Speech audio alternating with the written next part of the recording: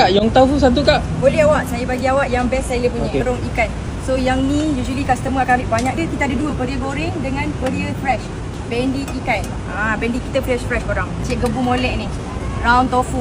Round tofu kita ni pun best seller Dalam tu juga. apa Kak? Dalam ni ada ni ikan sumbat. Triangle tofu. This one, beef cheese ball. Dalam beef ni ada cheese. Fish ball satay egg. Dalam ni satay egg. Korang gigit meletup panas. Tofu cheese. Okay, ini memang orang akan ambil banyak guys. Cili ikan. Sotong harga kita mengikut dia punya besar. Okay guys, ni. Alright, kalau macam besar ni RM3 ke RM4. Kita ni memang wajib ada korang. Tak ada tak jadi yang tofu korang. Telur ni ambil je, kita dah ada sediakan senduk. Ambil banyak-banyak.